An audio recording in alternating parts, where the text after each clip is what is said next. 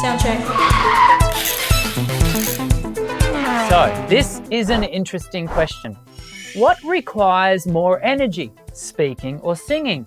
Well, there are two ways to look at this. Firstly, if we're talking vocal dose, that is, the amount of time the voice is doing either task, then speaking will be a clear winner for most of us. We spend more time talking during the day than we do singing.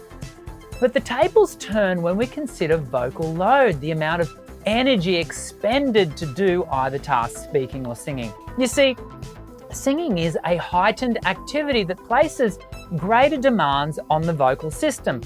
While discussing voice therapy, Kost, Linville and Satelloff write, singing expands an individual's phonatory limits, increasing breath support and phrase length, increasing frequency and intensity ranges, and strengthening the voice beyond the level necessary for even extended speech. While it is true that anyone with the full facility of speech should be able to sing, we must acknowledge that the skills required for singing must be taught and learnt more intentionally.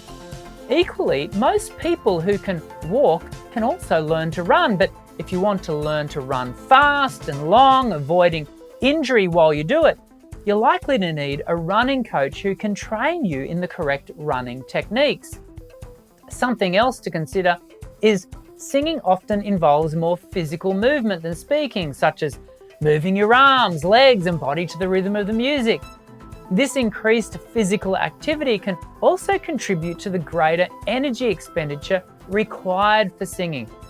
At the end of the day, I think knowing how much energy is required for both speaking and singing is essential.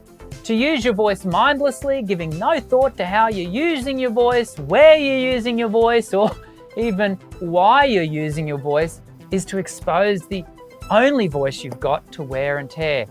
Click on this video, this one here, and I'll teach you how to avoid many other singing mistakes that can lead to vocal disaster. I'll see you soon. I'm Dr. Dan. Sing well.